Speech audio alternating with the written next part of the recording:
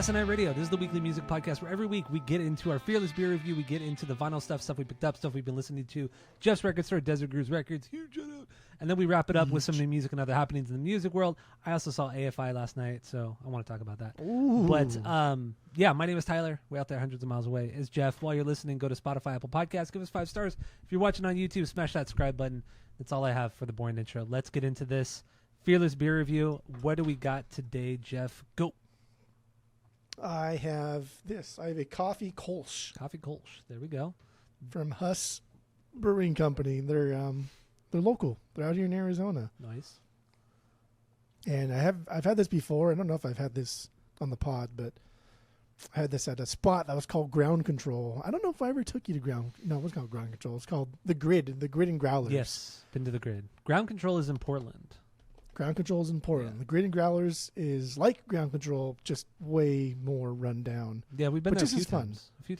Yeah, okay. Yeah. That's not there anymore. Oh, okay. But that was the first time I had this there. Did we take Mike there? Or did Mike go there too? One time, okay. me, you, Mike, Ryan, Sloan, we all went. Okay, so yeah. But yeah, this is a coffee Kolsch, so Kolsch style beer. The Germans, that's why they got the little K in the coffee. Oh, okay. The umlauts. The umlauts. The heavy metal umlauts. The 4.7%. And I don't know. That's what I got. Okay, you got a bitch beer, but that's okay. Okay, that's cool. So I had to do it, but I got a Brewery X beer. Brewery X there beer. we go, right there. What is this one called? It's called Dictionary Roulette Hazy IPA. I've had this on the podcast, but I thought it was appropriate to get it again because the Vegas-inspired label, and the band we're doing today, the album of the week is a Vegas band, Panic at the Disco. They're a Vegas band, so Panic at the Disco. Had to do it, even though I've had it. I don't care. Even though you've had it, doesn't care. Why are you repeating me? Why are you doing I'm this? not. I'm echoing you. I'm an echo chamber for you. You should be thanking me. Well, I love your echo chambers. Well, that's something, dude. Because everything's a psyop, right? Everything's a psyop. This is cursed. That is cursed. That is cursed. Okay, so let's start drinking, and then we'll rate the beer based off of our world famous 3-point rating system, where 3 is a perfect beer, 2 is a good beer. You're going to continue to drink. 1 is a bad beer, but give it a shot, and 0 is a drain pour. So I forgot to get my tinker. Here we go. All right, here we go. That's on dinking. Ooh, that's kind of a rough tink.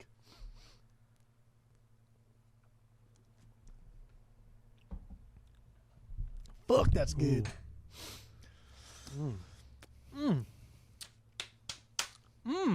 All right. So, what do you think of your coffee Kolsch, and what would you rate it? Go.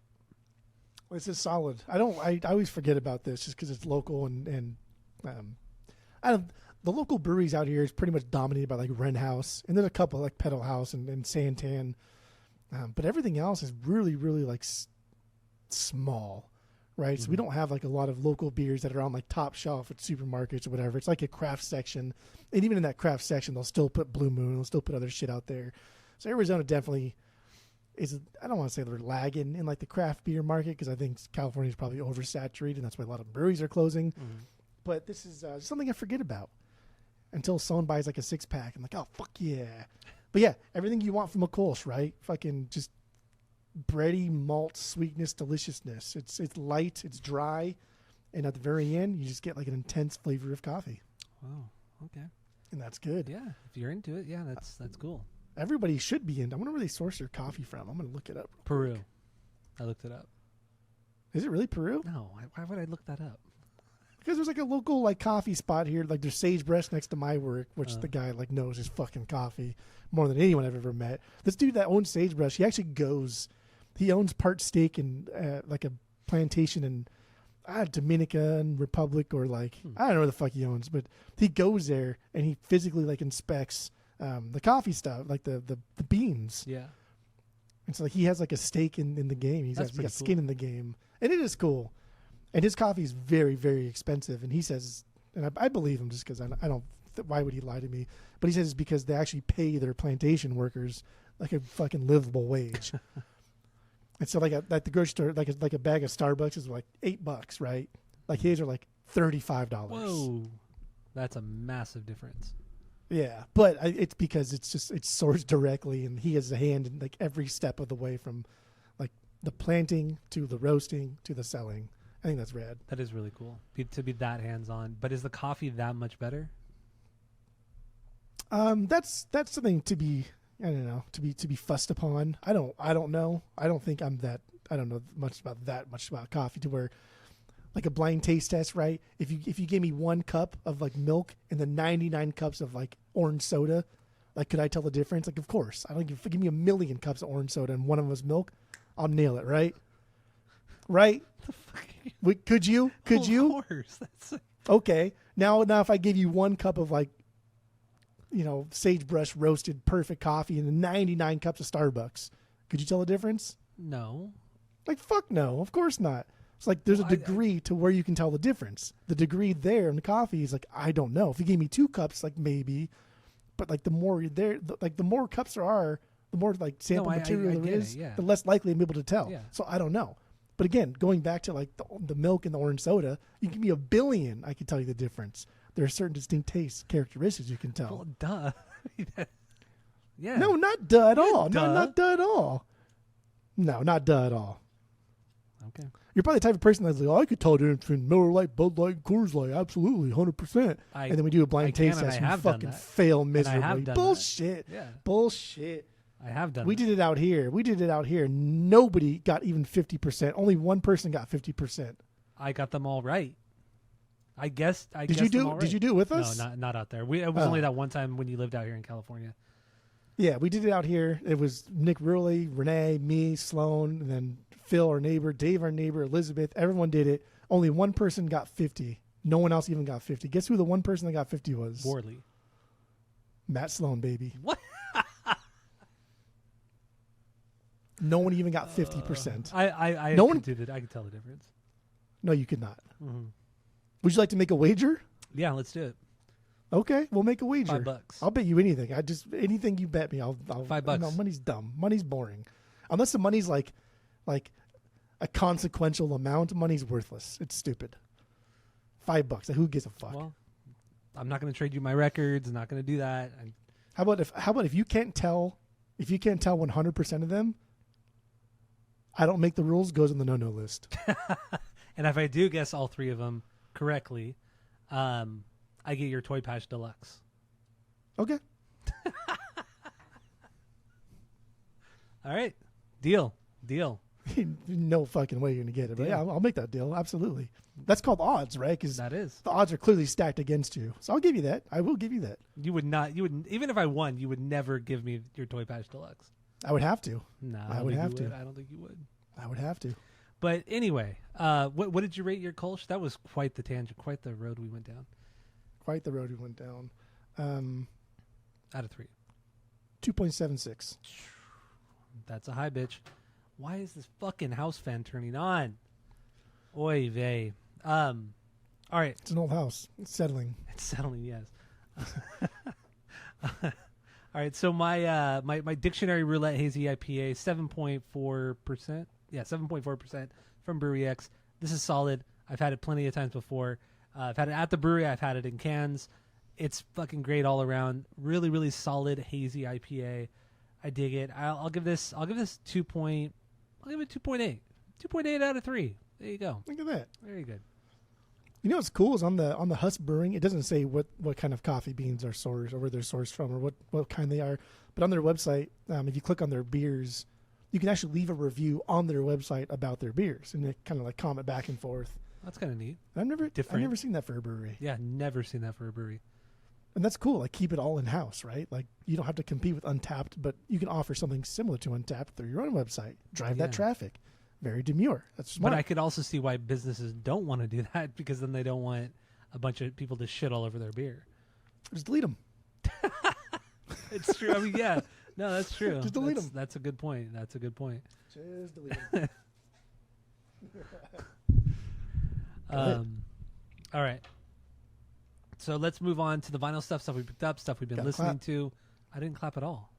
I heard you clap. Don't fucking lie to me. I didn't. Lie to me. I put my baby knife on the desk. I did not clap. Oh. There's a difference. So let's get into the vinyl stuff we've been listening to, stuff we wanted to bring to the pod. And your record store, Desert Grooves Records. What do you got? Go. Huge shout out. Okay, got some good stuffs here. So Debatable. this one, Metal from Pink the Floyd. Metals. I can just take it out. I still don't know if I'm gonna keep this. Why? It's their best record. Oh, yeah. It's not their best record. It is their Fuck best outta record. here. You're so stupid. Is that sealed? No, this is an original German press though. So Oh, it's not a sick. UK, but it's an original German. It's fucking clean as shit. Wait, is it in the shrink?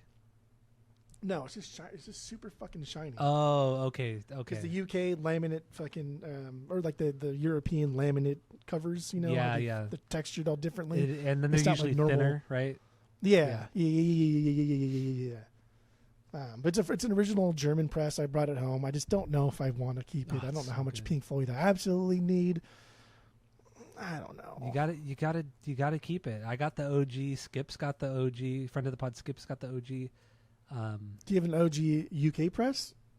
I believe it's the UK. You do not have a UK press. What? Where'd you get that from? Got it from you, I think. No, you never know. Hold on. How much was it? Was it more or less than 50? It was a lot. No, it was more than 50. Oh, okay. Maybe it is a original UK. No, it was the US. I take it back. Maybe it Okay. wasn't. I don't remember how much I paid for it. Because even a It's clean, US. a very clean US press, we're still gonna no less than 35. It's just too rare. Yeah, I don't remember how much I paid you guys. But anyway, yeah, continue. But anyway, continue the joke. All right, so yeah, that's the Pink Floyds. Next is this. B.O.B. Man, I don't get it. I don't get it. I don't know why you like it. I just don't know. It's easy to dismiss this because this guy's a knucklehead. Like he's a flat earther. He fucking thinks the moon landing is fake. And I don't care about that because it is. he's just a fucking idiot. You think the moon landing's fake? I'm kidding. Yeah. I'm kidding. Okay. He's just an idiot. I mean, like the whole 9/11, because he's also a 9/11 conspiracy theorist. And did you end up watching the Tucker? I've only series? watched the first episode. Oh my god! I know there's like 6 episodes. I know. There's 5. Oh, there's They're like 5. 25 minutes I know. each. I 20 if you just go through the ads. And actually, really goddamn good. I had a really long week this week with all that Panic at I'm the sure Disco. you fucking did. I'm sure you fucking did. And watching 45 James Bond films you've seen. No, 1,000 I've watched you couldn't- 5 James you Bond couldn't movies. be bothered to spend an hour and 20 minutes because that's all you had left was just an hour and 20 minutes of just something that'll enlighten you and open your eyes a little bit. I know. I don't need my eyes open. I know a everything. lot of this 9/11 stuff anyway. But you don't know a goddamn every thing. November, I watch every single James Bond movie, and I've been doing this for almost 20 years now. And right now, I'm 5 movies deep. I'm going chronological order, so I've done Doctor No, From Russia with Love, Goldfinger. Dude, I'm already bored just listening to you talk You Only about Live the thing that you Twice. do every fucking I don't year. care. You said you were going to do it too, and you watched a couple of them Yeah, already. I've watched 1, Oh, I thought you watched 2. and it took me 3.5 hours. I Man, love but this James is Bond. this is a solid record. This is his first record from 2010. I do like this record a lot. This kind of became like one of the soundtrack records to my time living in Portland. It just the way everything lined up and how I discovered it. But this is a solid alternative hip hop record. Again, it's easy to dismiss this record because it's not a hip hop record and it's not like an indie rock record. It's not an alternative record. It's like this loose concept thing, and he has this character in there that's schizophrenic, and that's why the songs kind of jump around a lot. But there's nothing inherently wrong about this other than that it's just goofy. But that's what it's supposed to be. It's supposed to be goofy. It's supposed to be pop-oriented. It's supposed to be Dr. Luke-inspired, right? The song Magic with Rivers that was produced by Dr. Luke. Like, it's just supposed to be goofy. It's supposed to be fun. And he fucking nails it. In this era, a lot of people were doing this goofy-ass sound. Like, Lupe Fiasco was doing goofy fucking Doesn't mean it's hip-hop good. music. It doesn't mean it's bad. I don't think you've ever listened to this without. I've listened. Hold on there, Dave. I don't think you've ever listened to this record without the shades of "this is gonna be dumb." I don't think you've ever given this record a fair shake. We did it on, Only because of wait, that. What album did we only do on the because of podcast? that. Only because of that airplane song, which is not even a bad song. Dude, Like, that everyone airplane song slays- is terrible. With It's fucking- Haley dude, Williams. You're silly. With Haley and that song. Eminem. Eminem's in that too. Fuck, I don't remember that. There's 2. There's a remix version with Eminem, and it's fucking amazing. Oh, okay. It's a good album. It's not breaking any records, but it's a perfect timestamp for this era, for this sound. For Not bad a lot of people music. can pull this off. Not a lot of people. That's not bad music. Get the fuck out of here. You spent your entire career listening to shit music, and then you shit on music that tries to do something different. It's actually kind of good at it. And kind of ventures out. I'm like, yeah, they did a good job here. That's what this is. Like, yeah, you did a pretty good job. That was pretty good. Good job. A for effort. I guess, Yeah. right? No, C for effort. I take it back. C for effort. C for fucking twat. That's what you are. I almost said speaking of twats and then did that, but that would have been rude, even though I just said it. But it was too funny not to not say it. Not to not say it. I don't know if how much can we show? Oh, because this is on YouTube, right? Can you show? Boobies on YouTube? I would not do that, just in case. There, because that shit gets scanned when we upload videos. So the slits. There's a lot of boobs on this cover. So quite a name for a band of girls too. The Slits. Is it close to something else? Is that what you're Vagina? No, I was thinking sluts, but that's not vagina. That's this is their first record from 1979. This is a repress, a later repress that Grace had for like $20. I think it was $17. Like, god damn. Even when I bought it, I was like, because it was like 2 days late after he posted it. I was like, nobody bought this? He's like, nobody ever buys reggae, bro. Nobody. So I was like, oh, cool. And like, a lot of the reggae I bought from Grace Records because, again, nobody ever buys it out there. But yeah, this is early late 70s punker band, kind of like 75, 76. And then with this record, they got like a new drummer and kind of like changed direction and became this post-punk, punk reggae thing that is just like super infectious, just like groove-based. And it's amazing. And this like kind of like spurs like the Riot Girl movement later on. One of their first big tours was supporting the Clash in '77 on their White Riot tour. That's pretty sick. I think it's pretty fucking rad. Yeah, that's pretty sick. But yeah, the Slits are so fucking good. I've honestly, I've only heard a handful of the songs, and it's never that I've not liked it. I've just never dove into them. We should dive into them. I guess I should dive into them. What? Your boy loves them, Chris Cobain. Chris Cobain? Yeah, you liked him. What? I don't know. I don't know. That's the dumbest. I was trying to think of like a girly name for Kurt Cobain, but then Chris came out. I don't know. It sounded very like kind of Tim and Eric. Because I was thinking like Chris with a K, okay. K-R-I-S, as in what's the girl's? Isn't the mom Kris from Jenner? the? What's the mom's name? Yeah, Kris Jenner. Oh, okay. From What's the Kardashians, dad's right? name? That's Kardashians, right? What's Bruce Jenner. Bruce. Yeah. Okay. Caitlyn All Jenner. right, I get it. Name change. Yeah. Is it with a K or a C? That'd be sick if it was a K. I don't know. Yeah, I don't know. I think names that should be now I want like it now. normally I with know. a C, Now or when they spell with a K. I think that's fucking like cool. your sisters and your daughter. Well, those are all like normal K names. Like no one spells Kaylee with a C. That's stupid. Yeah, Caitlyn Jenner is with a K. Yeah, look at that. Is it? Yeah. That's dope. Wait. See? No. Wait. I take it back. This is why you don't believe AI. This is why you don't believe AI. AI says it's with a K, and then Wiki says it's with a C. So there you go. And everywhere else says C. The only place that says it's with a K is fucking AI. What if it was a Q? That would be stupid. That would be cool. Okay. Anyway. All this is fucking worthless and meaningless. This is the last one. Did you actually listen to the songs that I gave you? I listened to both songs, yeah. So this is the Coraline soundtrack. Coraline. Coraline. So have you ever seen this movie? I've never seen it, no. I know people love it, but I've never seen it. Have you ever seen Pan's Labyrinth? I haven't, no. I know I'm going to get so much hate and ridicule, but I okay then, buddy boy. I'm not opposed to watching it. I just never have. You just watch fucking James Bond over and over, but don't do anything new. Watch the same and then 25 James Bond movies every year, yeah. And then when people make fun of you for just doing the same thing over and over, you say, I do not do that. That's not me. Okay. And then you just time and time again, you get proven wrong. Because but I anyway, haven't seen Pan's Labyrinth. Okay. This is 2000. Come on, everyone's seen fucking Pan's Labyrinth. It's on theaters with Ryan like twice. Oh. This is a 2009 thing. Henry Selick. He did James and Giant Peach. You ever seen James and Giant Peach? I have. Great movie. Good Lord. You seen Night Before Christmas? I think it's overrated. It's stupid. No, it's not. Nightmare Before Christmas is great. The music's great. Where are you? And speaking of Danny Elfman, we're going to talk a lot about Danny Elfman on the main episode of this podcast. So, well, take it easy there, big boy. Yeah, this is Henry Selick. So this is I'm trying to find the record again. This is a Mondo press. Mondo is like Waxworks. They're like the the music on vinyl version of soundtracks and things like that. They put out a lot of soundtracks. It sounds great.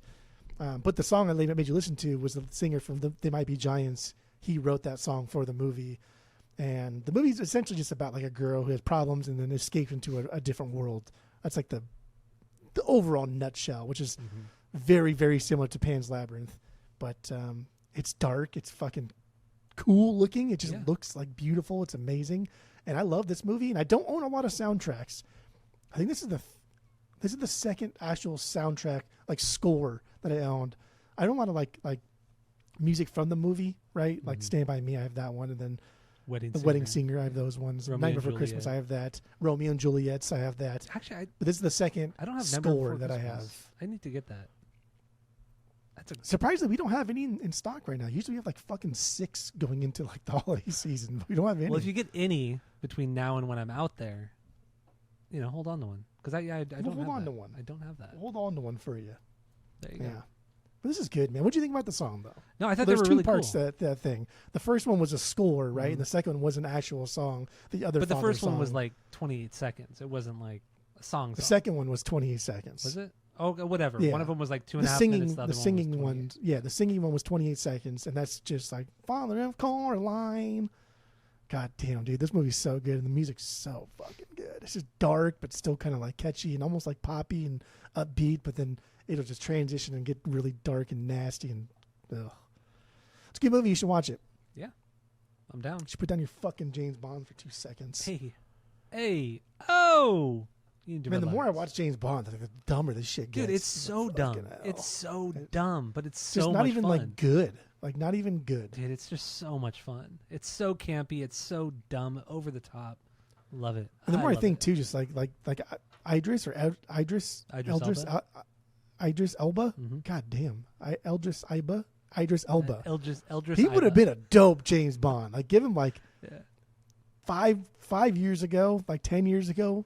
Dude, he would have been a good James Bond. Been a really good he would have been Bond. a fucking good James Bond. I agree. Because he's so aware, right? In The Office, that clip in The Office is just perfect.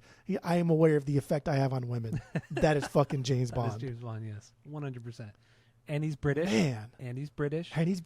So, I think Idris Elba would have been a great Bond. I think Clive Owen could have gone down as like the best James he's too Bond. ugly. No, Clive Owen 20 years ago, like when he was doing like Children of Men. When he was doing Children of Men too. Look at fucking Daniel Craig. Daniel Craig made 5 fucking movies, and he's ugly as shit. Yeah, but he's an action star. That's the whole point of that series of James Bond. He's an action Clive star. Owen could have gone down as one of the best Bonds had he done it 20 years ago, rather than he was always ugly. Like rather than Daniel Craig being fucking casted, Clive Owen, that would have been way better. Way too old now, but yeah, 20 years ago. No, he's ugly, and Daniel Craig is for sure ugly. He's a goblin, but man, dude, like he's way more athletic. Daniel Craig's ugly, dude. He's a goblin. Yeah, he's not a good looking man. Anyway, yeah, that's all I got. That's all you got? Okay, so I got 3 things here. These aren't backlogs, but these are albums that were on the chopping block or are on the chopping block, and that I'm gonna get rid of. So, or maybe get rid of. So we will start with fuck it, I don't even know what order I put it on the Spotify, but Hayley Williams, right here, her second solo record. What is it called? I can't even remember what it's called right now. Who cares? I know. Oh, Flowers for Vases, Descansos, from 2021. This is the OG press on clear vinyl. I really, really like her first solo record. I think it's fantastic. I think it's better than anything Paramore has ever put out. Her first solo record's so good. This one, though, it's still really good. I never go back to it. It's more just acoustic based. Just her and an acoustic guitar for most of the songs, and it's cool. But I don't go back to it really ever. So I'm definitely gonna purge this one. Purging this one. Good. The next one here is Static X. Static X, Start a War. That's wild. You're purging Start this a War. one? Yeah, I don't know. So this is their 4th record from 2005. This is the music on vinyl pressing. If you could see the little sticker right here, from 2022 on blue. I got this from your record store, Desert Grooves Records. That was my copy. I purged mine. Yeah, because the record's not that great outside of Enemy. well, there's like 4 or 5 good songs on here, but That's the only. I Good never song on go there. back to it. And I know like once I get Wisconsin Death Trip, which I still don't have, but once I get it, that's all I'm gonna ever listen to. I don't want to listen to more than one Static X record. So That's true. this is still really, really good, but I don't ever go back to it. So Static X, Start a War. There you go. Good. It's a good pressing too. It sounds really fucking good. The Enemy's their best song, though. No, That's a fact. I want to fucking break it. I think is a better song on the record. No, No, on the record, yeah, sorry. yeah, it is. Can't. Well, No, I don't make that's the rules. false. I don't make the rules. But Enemy's second best on the record. Last thing here is Jose Gonzalez, Veneer. This is his first record. Originally came out in 03 in Sweden. Everywhere else in 05. Like why you pretended to like this Dude, music for the small time frame that you did. I listened to it this week or last weekend, and I am keeping this one though. I am keeping this Of course. one. This record is so fucking good. It's so fucking good. I actually heard about Jose Gonzalez from a commercial like in 2009 or something or 2010. It was 2010. It was during the World Cup. It was World Cup in 2010, and there was some ad they were showing, and the song was playing in the background. And I remember Shazamming it back then in 2010. I Shazammed it, and it was the song Heartbeats. And yeah, I've ever since then I've just really, really loved this record. But it's been so long since I went back to it, and I did this week, and I still really, really do love this album. I think it might. I think it's because like it's just exotic enough for you to latch onto like the indie rock sound, but it's also still familiar enough for it to just be. You know what? Indie rock. And you know what? That's totally fine. I think that's what it is. Okay, and that's fine.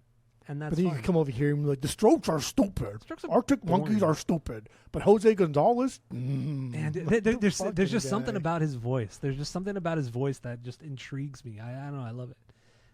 It's exotic. And just how It's soft. just it's exotic how, enough. the dude's fucking from Sweden. What are you talking about? Get the fuck out of here. That's like literally what I just said. It's not that exotic exotic. enough. Sweden's not that exotic. Sweden's way more exotic than fucking the UK or America. All right, so yeah, and this is the VMP exclusive. I did get this one. I got this one. I think I got this one for free because there was like 2 times with VMP where I got something fucked up, and they ended up like crediting my account. So this is just one of the times I got a free record from VMP, and now they're fucking out of business. So And now they're out of business. there you go. So yeah, I'm keeping that one, but the other 2, the Haley Williams and the Static X, yes, I am purging those. I have nothing left in my backlog, so that's why I brought nothing here for that. Good. But anyway, Good. that's all I got for the vinyls. You got anything else for the vinyls? That's it. That's all I got. All right, so we do go over new music that's come out over this last week. We did. I don't know if it's not that we forgot last week, but I think it came out. The time frame. It was a just weird timing. Didn't match up. Yeah, because we recorded, and I think this band put out the song the same day or the next day or something like that. It's the band Modern Literature. Friend of the pod, Skip. It's his band. He's the bass player. It's his band. And yeah, they put out a new song called Terror, and they're putting out a full length record. TBA. I don't know. We don't really, or TBD, whatever. Fairly soon. But right? Skip hasn't given us like a. I don't know if he gave it. I don't think he gave a And definitive date. I don't even know like how much we're supposed to even talk about it because, for the sake of argument here, he's told us nothing. But imagine like he told us a lot, and then like someone gets mad at him. Like I don't know how much we're supposed to say he told us, which is nothing, by the way, in case anyone else is listening. But yeah, I don't know how much we're supposed to talk about this. But we did listen to Terror. I don't know if he's supposed to give us like the rough mix of it because he didn't. In case anyone's listening, but I don't know. We should have asked him all this, but he did send us a rough mix of it. So we did listen to that, and then yeah, just the one song plus the Bootlicker. I think they redid Bootlicker, didn't they? No. Well, we heard I think we heard the rough version of Bootlicker. Then they put that out. That was like 9 months ago. That was a while ago. No, Bootlicker was a while ago. The rough mix, but he sent us the rough mix like 3 weeks ago. That was for Terror. Yeah, and then they put Terror, the final version of Terror, up on Spotify last week. But all that's on Spotify is just Bootlicker and Terror. Yeah, that's it. That's it for right now. That's it. Yeah, That's it for right now. That's The it. first EP or full length, whatever it is, isn't on Spotify anymore. No, it's only on Bandcamp, and then if you have the vinyl version like us. But, Like us. But yeah, no, I think it's a really cool song. I think it's so wildly different from the first EP, and it makes sense because of the lineup changes and that kind of stuff. But I like the song, and I don't know. I really don't have that many issues with it. I think it's a pretty damn killer song. I did play it for Tammy, and she's like, "This is very, very British," but not in a bad way. She's just like, "This is definitely not American at all," which is funny. Idols thing. Yeah, like she immediately said, like she said, "Are these guys from here in the U.S.?" And I said, "No, not at all," because I didn't tell her who the band was. I just said, "Oh, let me know what you think of the song," and then I played it for her, and she's like, "Yeah, it's a really cool song, but it doesn't sound American." It's not English, is it? Because he doesn't have an accent, so I don't know. No, but I don't know. Sometimes like with Idols, right? Like some of the Idols songs, like this, that shit just sounds fucking not American. It just sounds English. Yeah, I don't know. That's weird. I never thought about that. I don't know, thinking about that. But yeah, this I do like their EP a lot. This new one, I'll have to hear the whole record as a whole. But there's a lot of noise going on. There's a lot of just stuff, and we've talked about it ad nauseum in our group chat. But I'm sure when the record comes out, we'll probably do like a full on episode about it. I'm down. So that'll be fun because that'll be another time when we always had Dane on. Yeah, we did like 3 of his records. Yeah, and not all of them. Like it's not just like we have him on and we just praise him relentlessly.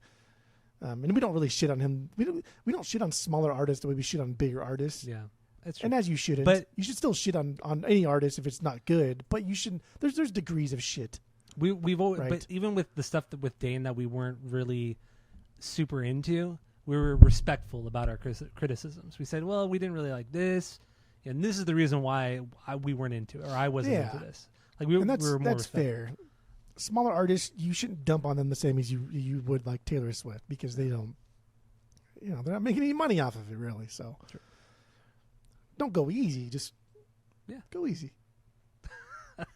But anyway, Terror's cool. I get what you mean though. Like with the very noisy intro, it's very it just does it. There's no reason for it. Like those noisy ass guitars, no it's fucking just the reason guitars, for man. it. The guitars are just so aggressive, and I don't think the song calls for a lot of the parts that are happening. There's a lot of cool grooves in there that are just like, okay, I guess we're gonna stop. Like a lot of Deftones kind of thing. Okay, I guess we're gonna stop that and do something different that doesn't make any sense. But okay, that's cool. I don't appreciate the Deftones hate, but that's cool too. I go fuck. So yeah, we'll talk more about Modern Literature and then the album when it comes out. Hopefully we'll get a vinyl of that. But yeah, Modern Literature, they're a really cool UK band from Birmingham, England. Go check them out on Spotify. Right now they only just have the 2 songs, but get into them, support them, and that's all I got for that. You got anything else? That's it. All right, that's it. That's all. One last thing, I saw AFI last night in San Diego at Soma. If you're familiar with the area, you know Soma. If you're familiar with Southern California, you know Soma. It's iconic here, and sold out, and it was fucking packed. I mean, normally, like if you're at a sold out show, you could stand in the back and you have enough room around you. Dude, there was no fucking room. Like I can't believe how packed they got this place. It's probably over capacity because anybody that works there or has any kind of like, I don't know, friend that works there are probably getting in for free for this show. Oh, I'm sure, yeah. Especially for like AFI. This is for sure over capacity. Yeah. And but no, it was a cool show. I mean, I haven't been to Soma since the last time I was with you when it was me, you, and Renee, and we saw As I Lay Dying. That was the last time I went there. Probably the last time you went there too. And man, dude, this venue, the sound sucks. Like it just fucking sucks. The acoustics are terrible. It's so bad. So there's that. It's never changed. Fuck dude, it. it's like Chain Reaction kind of bad. It's just fucking shit. Especially when you go from like a place like Glass House, which is just I think one of the best sounding small venues out there, and then you go to this, and yeah, dude, it's trash. But the band were fucking great. Great performance. The mix could have certainly been better. The guitars could have been louder. Davey could have had some reverb thrown on it, but on his vocals. But Otherwise, I mean, he sounded great. Everything was in key. Everything sounded fucking great. And it was a solid set list. This whole tour has been a great set list. And last show of the tour, too. So that's pretty cool. It's a great show. I mean, I wasn't there, but from the video you sent, it did look cool. They're playing I Want to Get a Mohawk.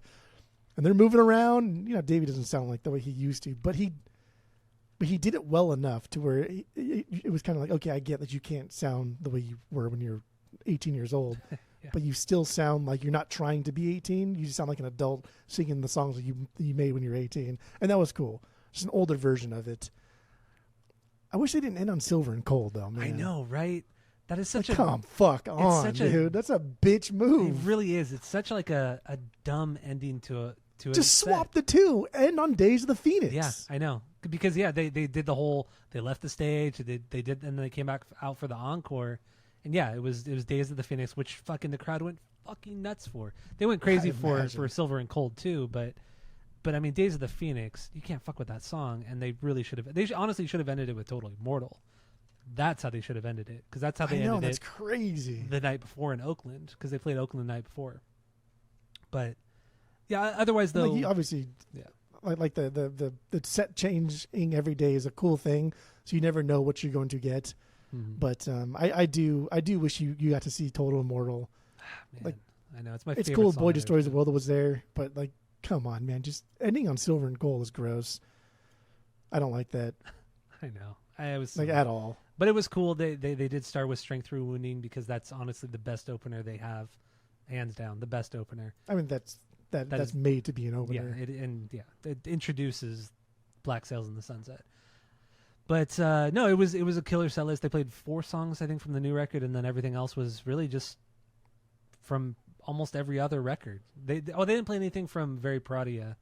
They played Mohawk from Answer That. They didn't play anything. No, nothing off of Shut Your Mouth, which I was disappointed in. I thought they were going to play Single Second, but they didn't.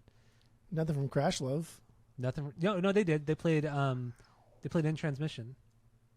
Or no, did they? Oh no, they did. You're right. They did. I don't see it here. Yeah, no, nothing from.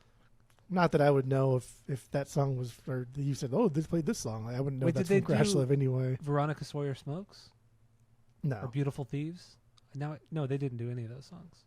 I just had the set list thing popped up here. Oh, then you were cheating over there too, looking at the fucking set list before everyone else did. So Tammy and I were standing right next to the front of house, and the way most bands have it nowadays, they have everything synced up. So they have the lighting synced up to a metronome. The band has the metronome or a playback in their ears, so everything's all synced up.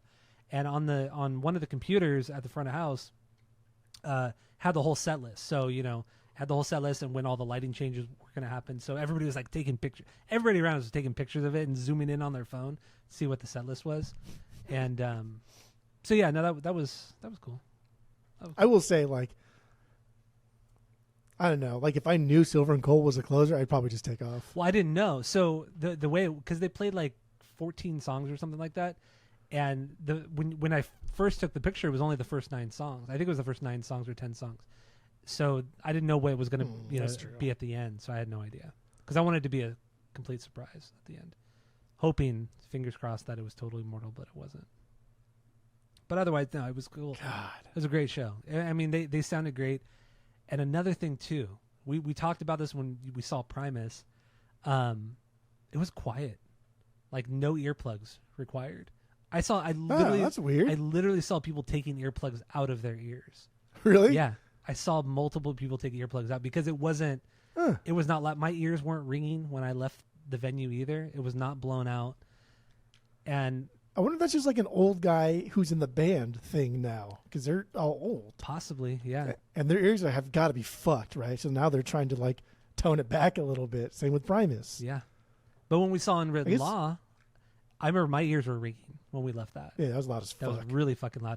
The 2 shows I went to Chain Reaction this year with Bomb Pops and Winona Fighter, I was blown out. My ears were blown out. But maybe it's the venue too, because I think the Marquee's not a very great venue either. I think when they play music, that's where we saw Descendants and everybody. I think when they play the music loud there, I think it sounds blown out. Maybe it's just like the acoustics too. If the setup sucks, they just turn it down because then it just sounds like shit. Possibly, yeah. But like House of Blues, it has a good setup. Like that's a good fucking sounding stage. Mm-hmm. But yeah, I don't know. yeah, it was super super quiet. I wasn't complaining because I think it was fine. I'd rather my ears not ring after the fact. But I love quieter shows now. yeah, after I that dig. Primus show, I was shocked at how good that show sounded. Because you and I took Yeah, our like- earplugs out too. Because we put our earplugs in for Primus, and then like halfway through the first song, we just popped them out because it was no reason for Yeah. it. You can have a normal conversation with the person next to you. You can still hear the bands, Yeah. and I like it. I dig it. Like, why's it gotta be so fucking loud all the time? Yeah, you're Too right. old for that shit. But But anyway, it was a great fucking show. The first time I've seen them in 19 years. I saw them in 2006 in Long Beach at the Long Beach Arena where they filmed that DVD. That was the last time I saw them. So it was cool. That was the first time they played I Want to Get a Mohawk was in 2006. 2008. And they haven't played it since. Well, according to the set list, it says I 2006. thought it was 2008. Oh fuck. Okay. Well, anyway, So last time you saw them was the last time they it was the played last I time Want I to Get a played. Mohawk. Yeah, Look at that. What a cool show. That's a it cool was show. a cool show. Yeah, super. AFI's fun. Fuck off Love everybody AFI. else. AFI's fun. I love every era of it. I know you all talk shit about it. You, Jeff, talk shit about it, but I love Me it. and Jeff also talk shit. Yeah, you're like you said. They have more bad than good songs for sure. They have more bad than good albums for sure. But that doesn't take away like the great they have, and like that's why Weezer's my favorite band because the one album they did, I think, is god tier. So therefore, they get a pass for anything else they could ever do. And AFI is pretty much the same. Like some of the records are just they're so untouchable that they could put out shit after shit after shit, and I'll still talk about. We'll still talk about I mean, them. yeah, their first You'll still go see them. 6 records are untouchable. Their first 6 records. Come on, answer that. Untouchable? Answer that through "Sing the Sorrow" are untouchable. Very Proud of You has kind of come down a little bit, But it's very, still very pretty top untouchable. heavy. It's pretty untouchable. It's still fun front to back, no matter what. Well, it's fair. First 6 records, man, untouchable. Yeah. After that, yeah, December Underground gets a little hairy. Crash Love, I still love, but I get why people don't like it. But anyway, Anyway, 0-2. Saw Good. them. I would rate the show out of our 3-point rating system. I would rate the show because of the sound issue. I would rate it a 2.75 because one, the set list could have been better. The sound could have been better as well. The mixing, I'm saying, could be better. So 2.75 out of 3. I always feel like seeing your favorite band at a venue that far versus seeing a band that like, oh, I enjoy them, right? Like seeing AFI at a venue like this, but like it's this far versus seeing like the Bomb Pops at Chain Reaction, right? Mm. Like there's going to be a certain amount of like excitement seeing the Bomb Pops so close to home because you just fucking Uber there. Yeah. You can have a couple beers and get in like full enjoyment. Like no matter how good a show is, if it's far enough away, it kind of detracts from like the overall enjoyment. It does a little bit. At least for me. No, it does a little bit. I get what you're saying, and also because San Diego, without It's traffic, not like a 30-minute drive. without It's traffic, fucking it's an far. hour and 45 minutes without traffic.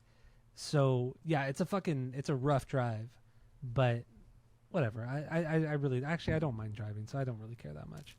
So there we go. AFI, There we love go. the band, one of my favorite AFI. bands ever. One of his favorite So- bands ever. That's all we have for this episode. That's it. Let's get into the shit show that is Panic at the Disco. So thank you all for listening. Go to Spotify, Apple Podcasts, give us 5 stars. If you're watching on YouTube, smash Goosebumps. that Chills. subscribe button, as the kids say. And that's it. Chills. That's all. Literal chills.